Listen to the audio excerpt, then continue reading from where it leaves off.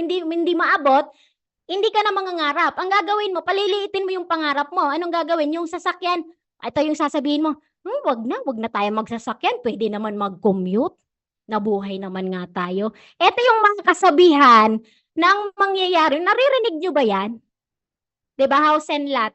Oh, okay na tayo dito, renta-renta lang tayo basta magkakasama tayo, buong pamilya tayo, okay na 'yan. 'Wag na tayong mangarap pa.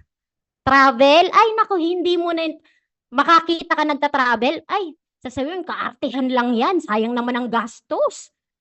Nagigets niyo po ba yung point ko? That's the reality of life na nakakatawa po siya, pero hindi po ito naiintindihan ng mga tao kasi hindi po natin hinaharap.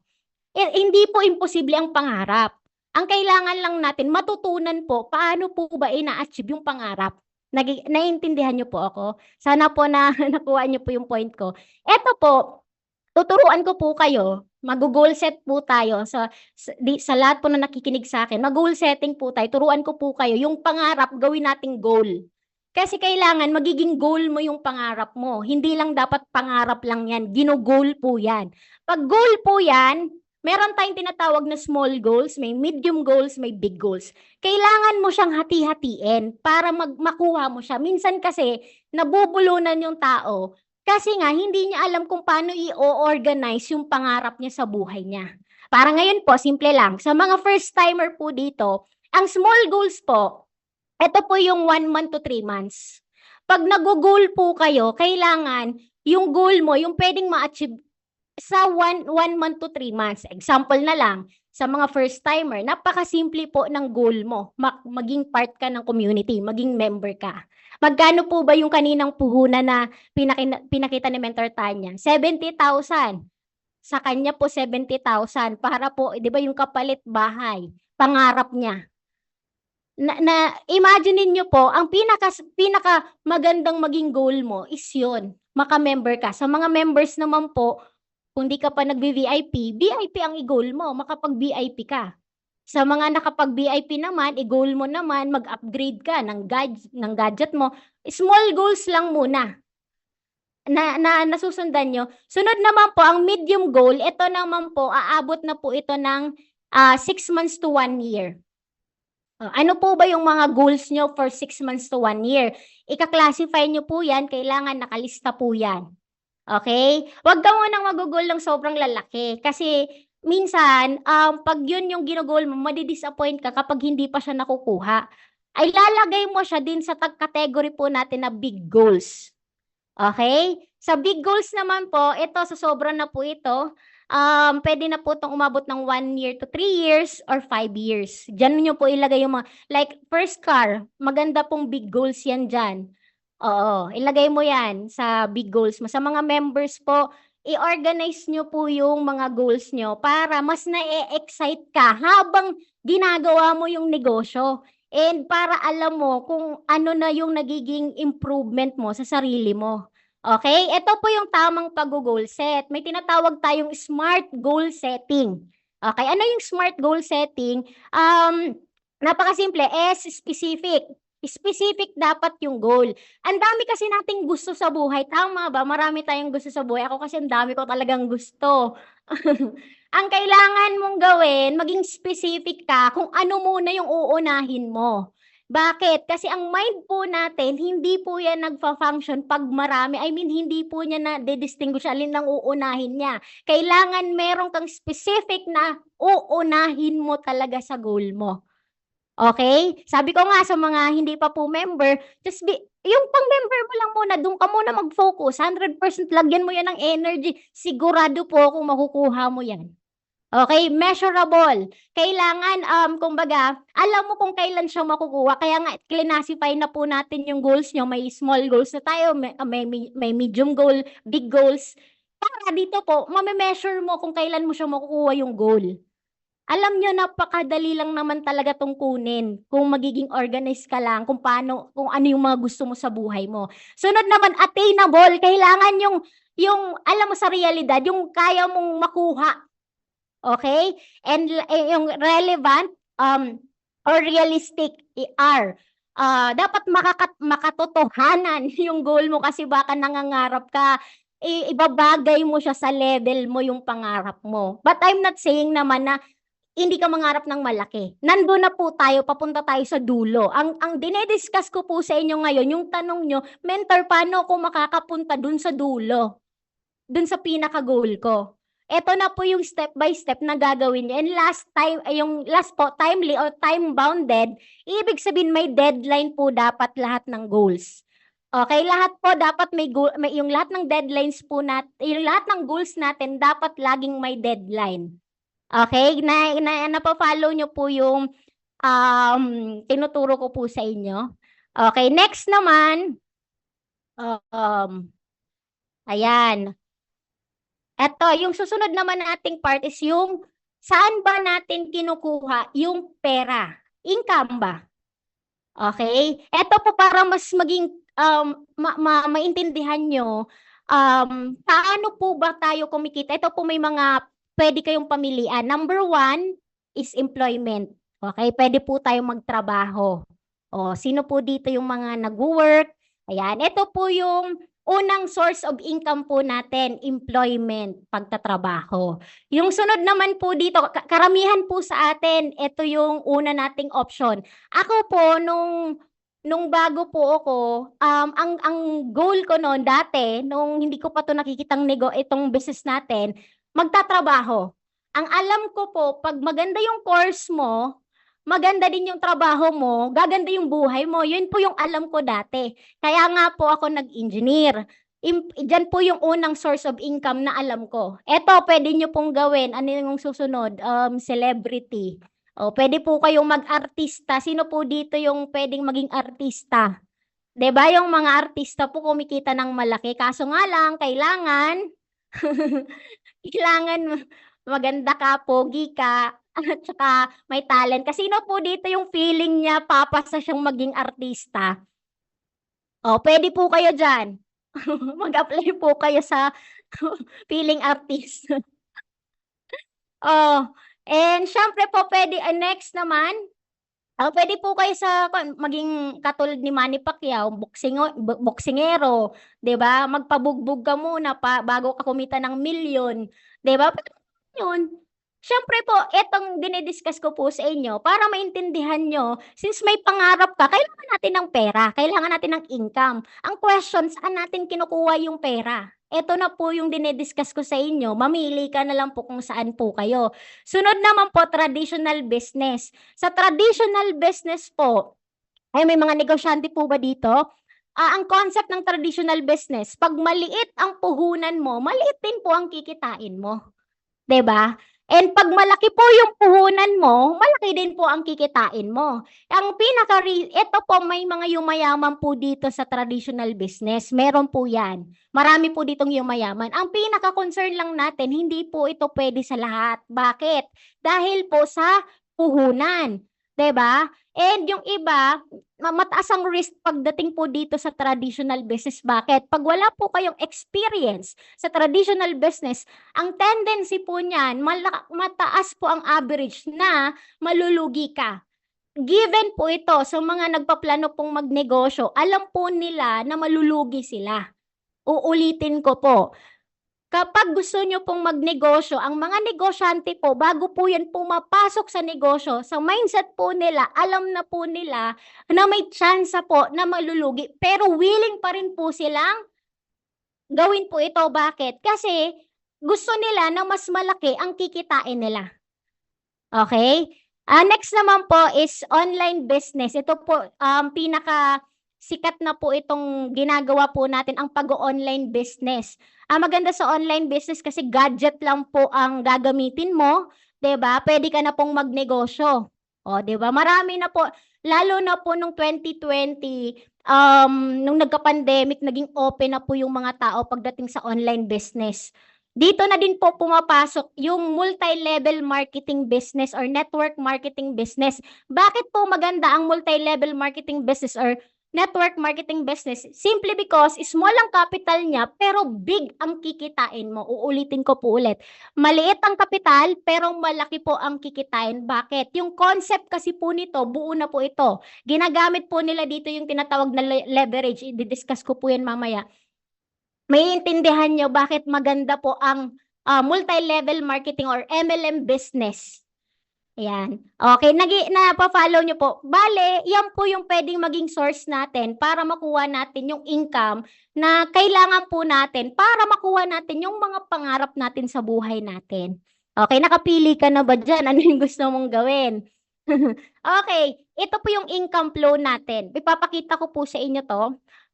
Di ba nagkaroon ka na po ng income, source of income. Ngayon po, kung mapapansin nyo po, sa picture na nakikita nyo, meron po yung mga butas-butas. Ano yung mga butas-butas? Yan po yung mga gastos palabas. Yung source of income mo, yun yung pumapasok po na pera sa'yo.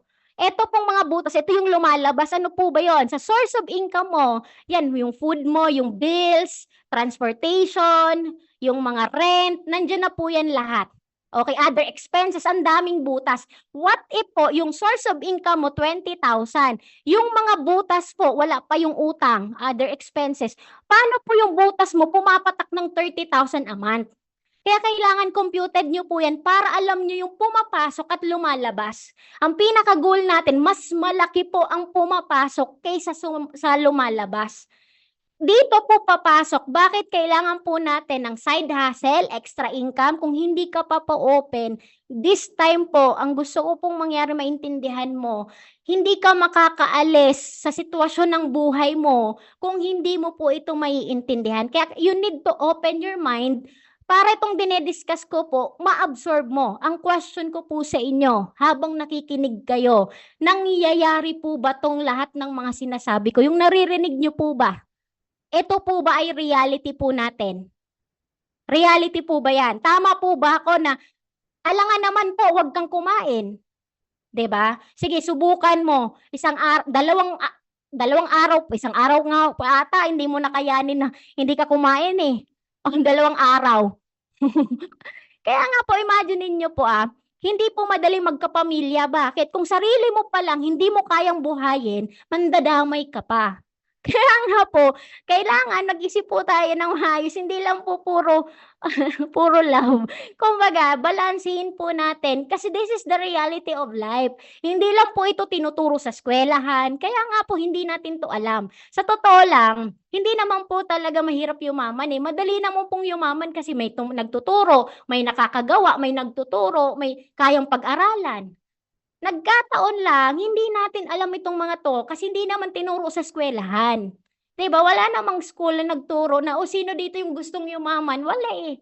'Di ba? Kaya alam nyo, ito pong training ko pong to, sobrang ganda po nito kasi this is the reality na tinatawag po natin na maiintindihan mo bakit kailangan mong umalis sa sitwasyon mo. Kasi alam nyo, hindi po ito magbabago. Hanggat hindi nyo po binabago, yung sa source of income mo, hanggat hindi po yan lumalaki, hindi ka po makakaalis dyan. Ang tawag ko po dyan, survival mode po yan.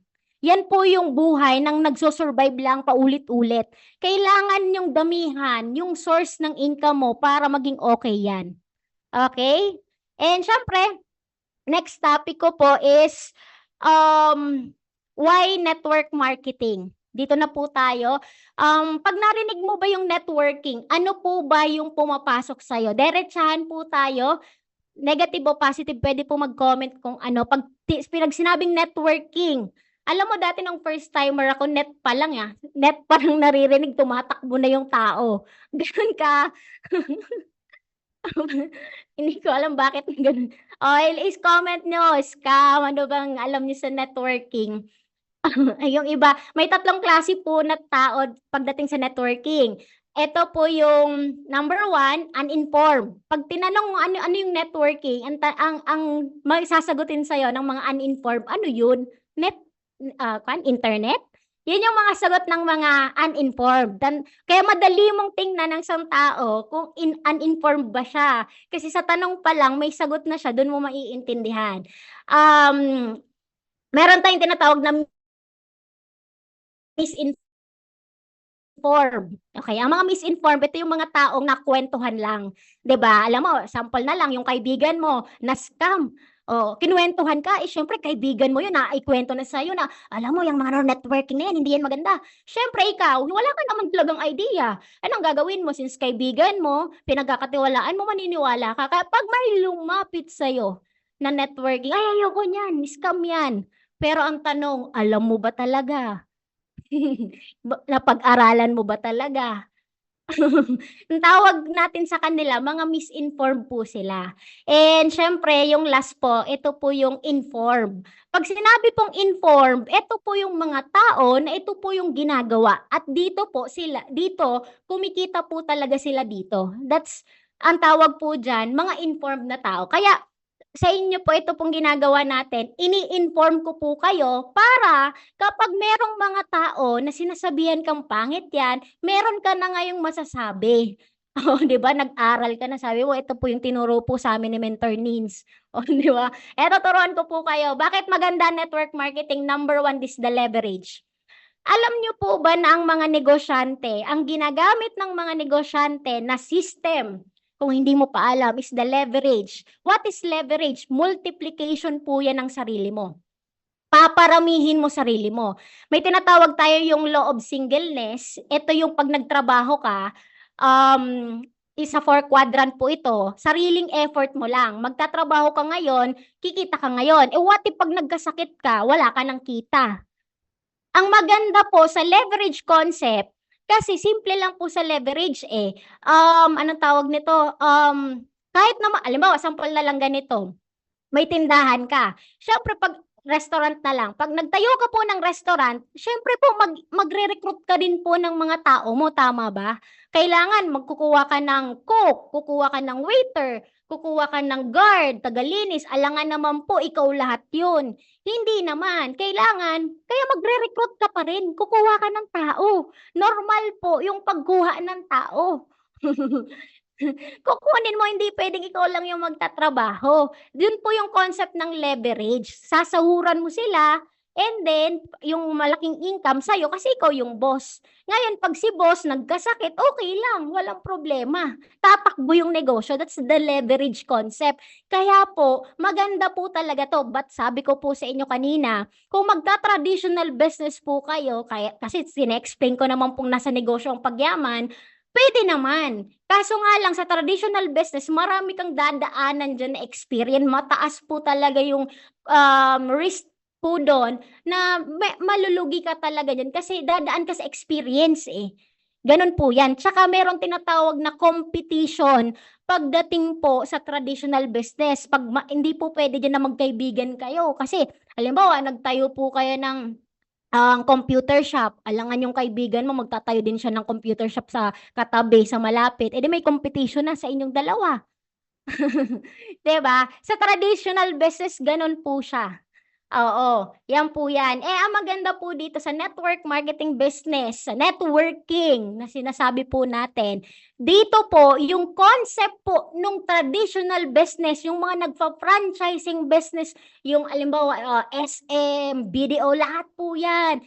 Kinuha po natin yung concept po niyan dito sa atin. Kaya mapapansin mo bakit dumadami tayo. Whether you like it or not, tanggapin mo man po ito, ang katotohanan po, nandun po talaga ang pagkita ng pera sa leverage. Nagkataon lang po, hindi tayo sanay kasi hindi po ito tinuro sa eskwelahan na mag-networking. Kaya pag naririnig mo yung networking, since na misinformed ka, maraming mga totoo naman yun eh, may mga scam talaga, hindi ko naman po yan sinasabing wala. But ang aminin ko po, kailangan mo siyang pag-aralan, kailangan mo siyang tingnan mabuti kasi hindi naman po lahat, wag mo siyang lahatin. Okay? Yan po yan, leverage concept and eto pa, next, small money versus big money. Eto po, marami po sa atin, hindi po to na alam mo yun, na-absorb. Parang kanina yung sinabi ko po sa inyo, magkano yung pangarap natin na kinumpute, sinabi nating 100 million. Imaginein mo, 100 million, kung magtsatsaga ka dun sa 20,000 mo, hindi mo talaga makukuha yung pangarap mo. Pero ito, tingnan nyo po, 10,000 per month na income na lang. Sa 12 months, kikita ka po ng 120,000 in 1 year. Okay? In 10 years, ang income mo po, mag 1.2 million. Okay? Ngayon po, dito sa business natin, kaya mong kumita dito ng 100,000 per month. In 12 months, 1.2 million. Tingnan nyo po ang difference nito. Yung 10 years income mo dito sa taas,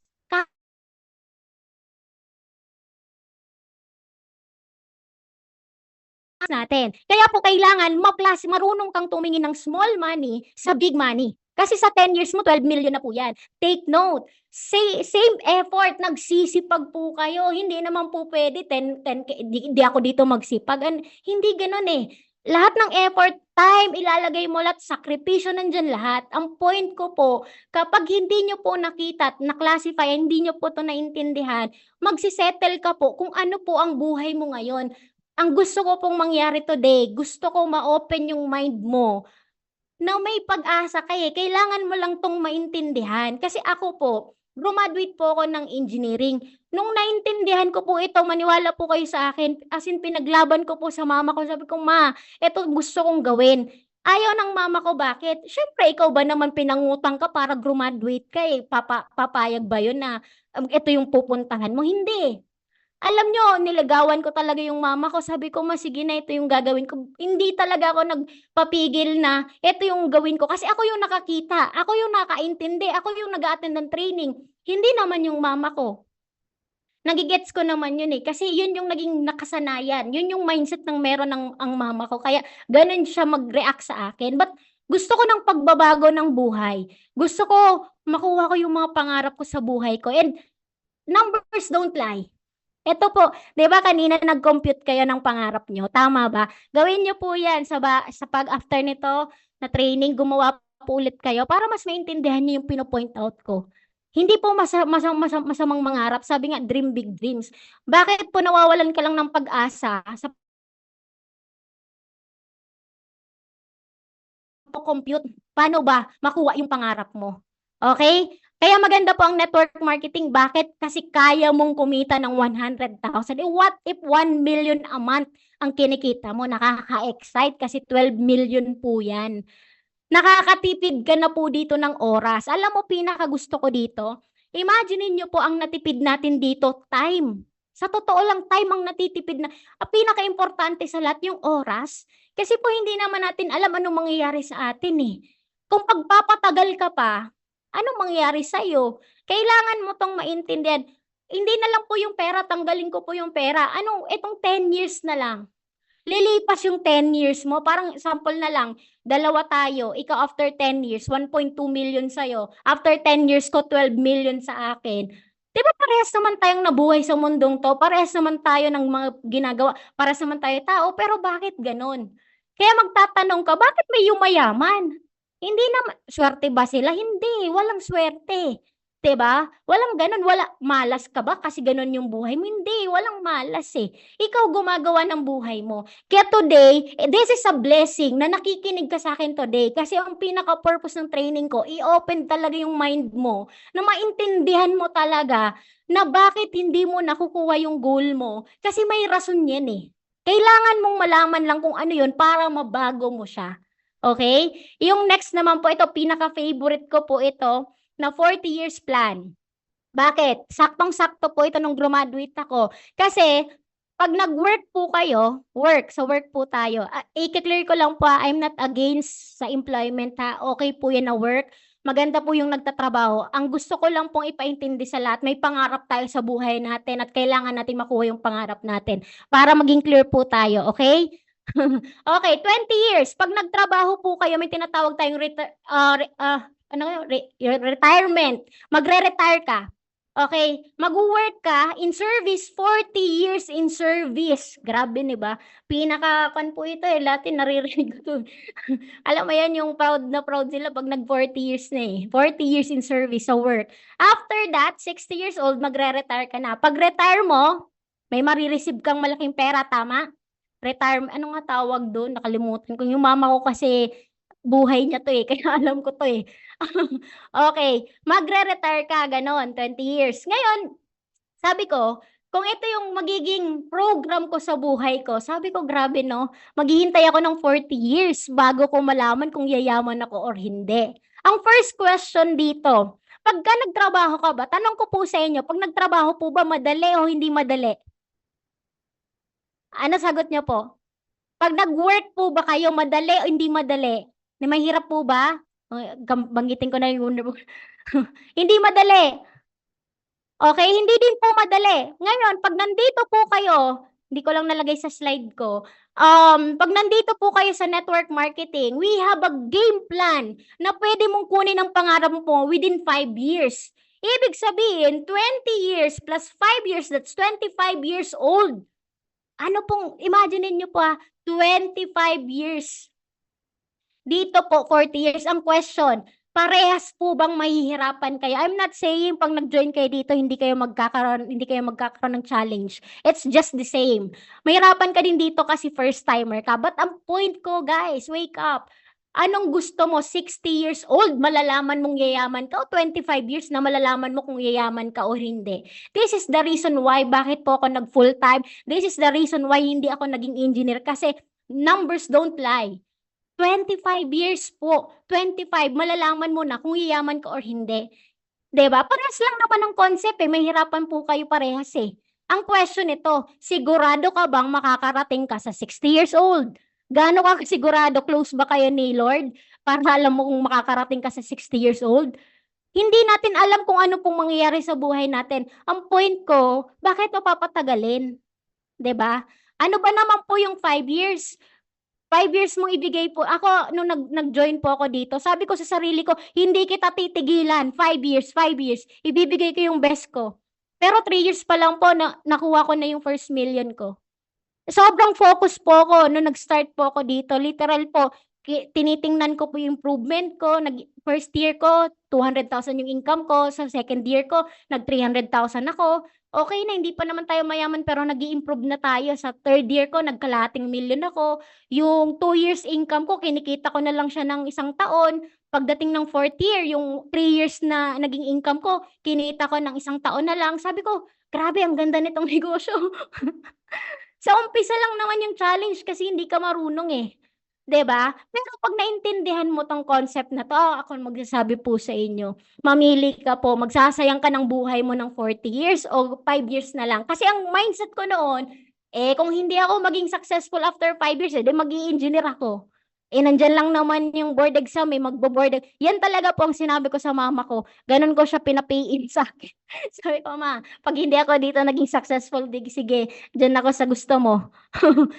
Napaka-practical ko po kasing tao. Alam mo, numbers lang po, madaling computein po ito.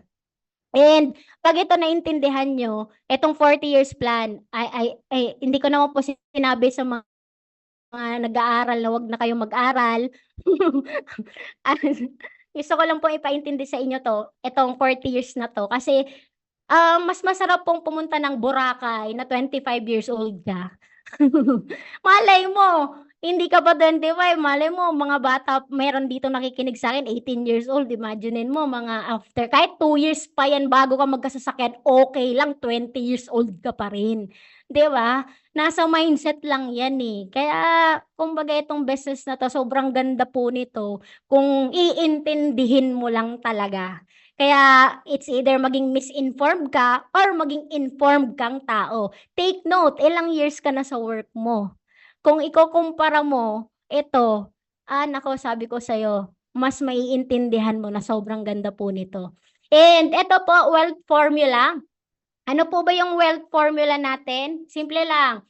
Good health plus time freedom plus financial freedom. For me, this is the best formula na meron tayo. Alam niyo po ba bakit yung products natin is mga food supplements? Kasi mas maganda pong healthy ka na mayaman ka. Kasi may mga tao po na walang good health. May mga sakit sila, pero may time freedom, may financial freedom. Sino po ito? Ito po yung mga negosyante na mga mayayaman talaga pero may sakit na sila. Oh, 'di ba? Oh, hindi naman po natin gusto yung ganong klaseng buhay, 'di ba? Meron namang mga taong may good health, pero walang time freedom, may financial freedom, may pera. Sino po yung mga taong 'to? Ito naman po yung mga may-ari ng malalaking company. Okay, mga CEO.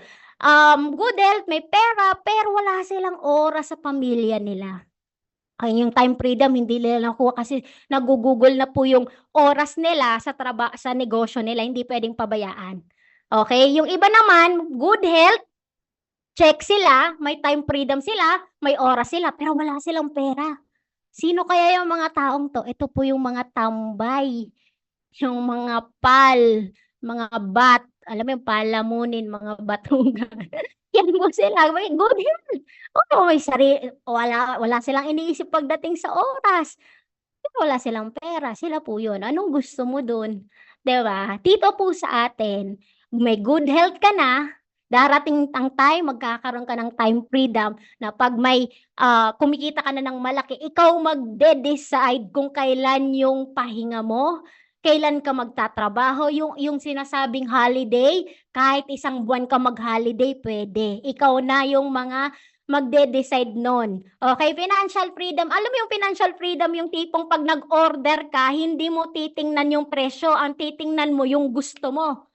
Oh, ano kayang gusto ko dito sa o-orderin ko? Kasi ngayon wala dito tayo sa presyo. Tingnanin mo muna yung presyo bago yung yung o-orderin mo. Walang freedom doon. Kasi titingnan mo, eto pwede to sa budget. Kahit hindi mo gusto yung pagkain, hindi mo favorite 'yan. Or hindi mo siya gusto, bibilhin mo 'yan kasi mas nakatingin ka pa dun sa presyo. Tama ba? Oh, 'di ba? Dinadaanan natin lahat 'yan. Gano'n talaga, 'yan ang maganda po dito sa network marketing, ang sinasabi ko po sa inyo. Eto po, makukuha natin lahat. Okay. May natututunan po ba kayo sa akin?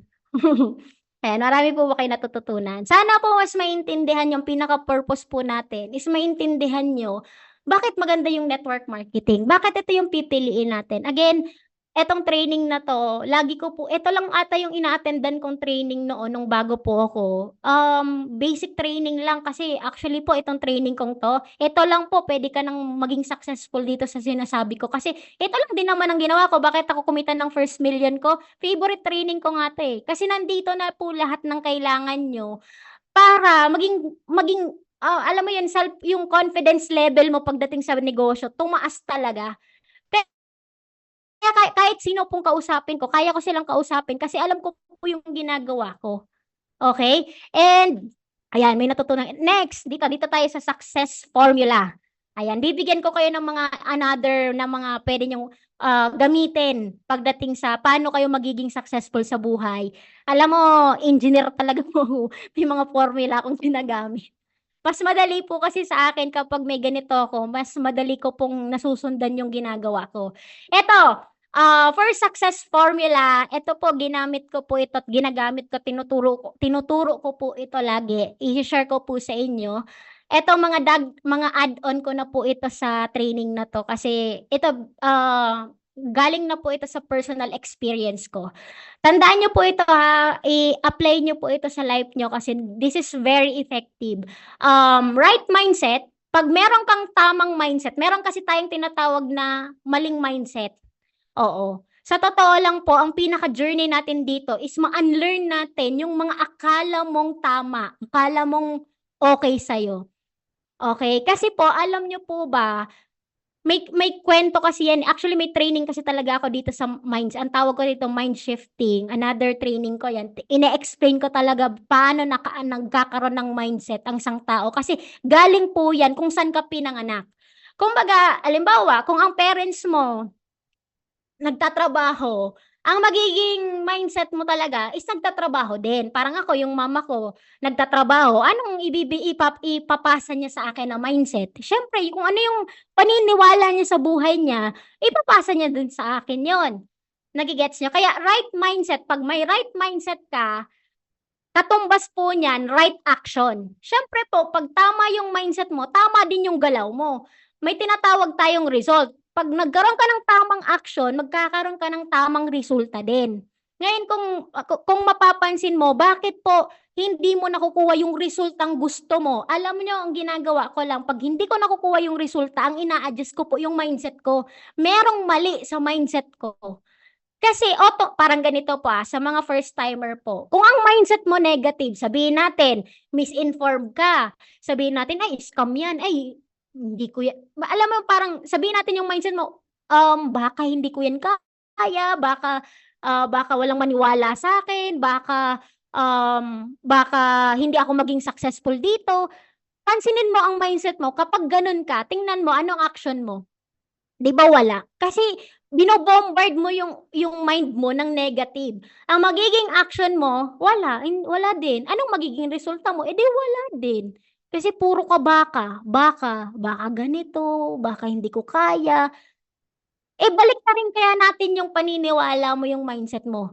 What if dito ka na yumaman? What if ito pala yung sagot sa mga dasal mo? What if ito na pala yung magpapaganda ng buhay ng pamilya mo?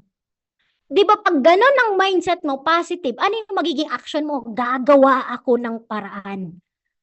Hindi mo makikita yung pera, mag-e-effort ka talaga na maghanap ng paraan. Ano yung magiging resulta? Di magiging member ka, that's it.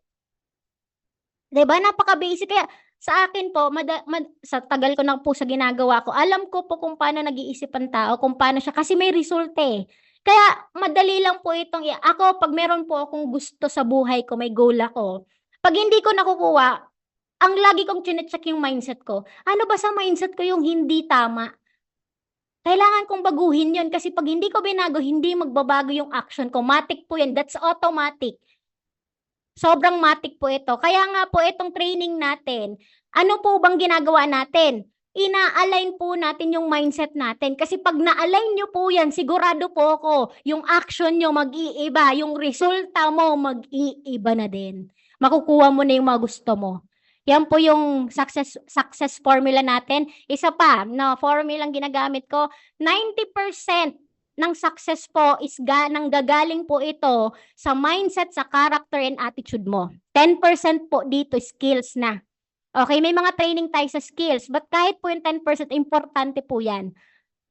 Etong mindset na to, ina-align po yan sa success, kasi po, iba pong mag-isip ang mga successful na tao. Sa character naman po, ito yung na-build mo na character and attitude mo nung bata ka pa. Kaya tayo may tinatawag tayong parang ako po sa character ko, mahiyain po ako.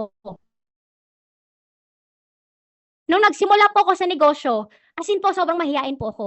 Pero 'di ba tingnan niyo po ngayon, ang daldal ko talaga 'no. Ano pong ginawa ko? Bakit ako naging ganito? Una, change mindset ako. Means hindi ka yayaman kung mahiyain ka. Walang mayaman na mahiyain. Dinikdik ko 'yan sa mind ko na means kailangan kumapal ang mukha mo, kailangan mong baguhin ang sarili mo. Yung mindset inayos ko para maayos yung character. Ano pong ginawa ko? Nag-training po ako, nag-practice ako magsalita, and every time magsasalita ako, yun lang laging sinasabi ko. Nagsimula sa isang tao, nagdalawang tao, nagsampu, hanggang dumami, hanggang ngayon nandito na po tayo. Alam niyo po, ito continuous po yung attitude, 100% po yan 'pag kinumpit mo. It's all about attitude. Ito po ang pagyaman po, nasa ugali din po yan.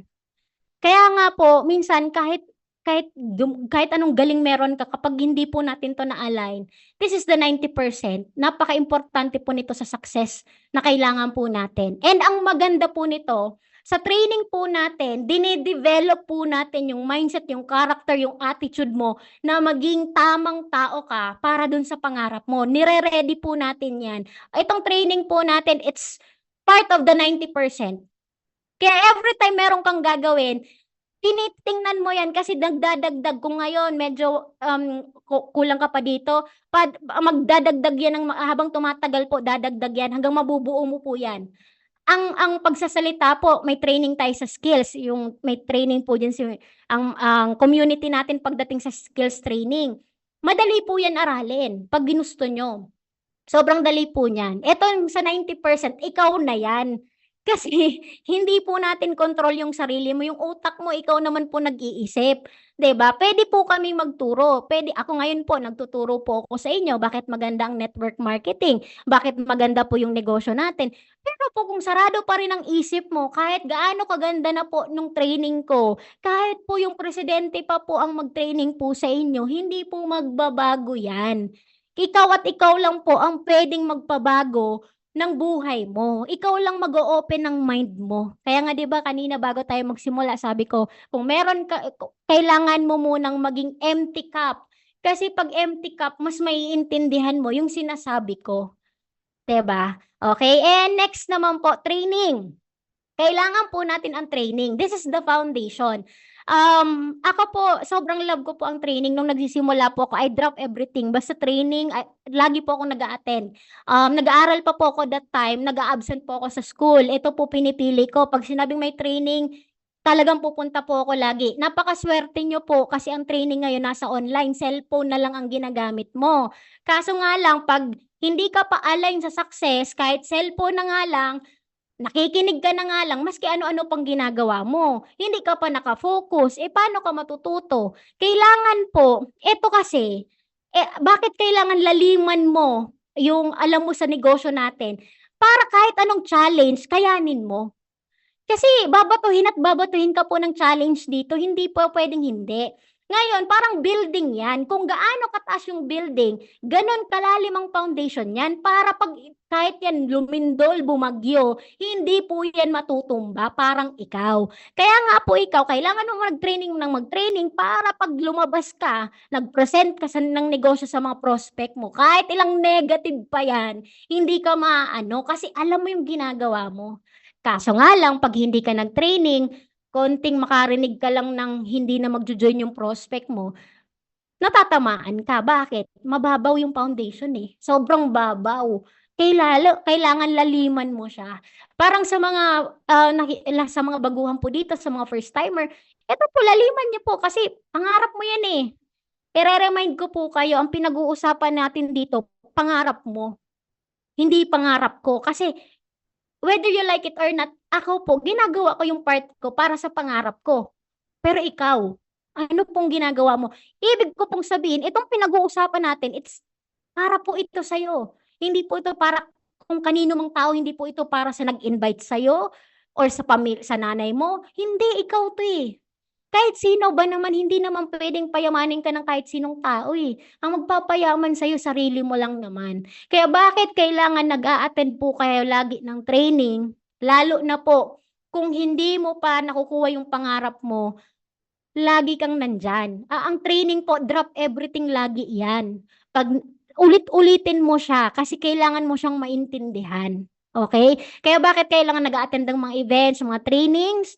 Kasi yung foundation mo, pinapalalim mo pa. Okay? Naiintindihan niyo po ba bakit pinapatraining ka ng coach mo? Bakit ka pina-attend ngayon ng mentor mo? Kasi po, gusto niya po lumalim yung alam mo sa negosyo. Okay? Ayan.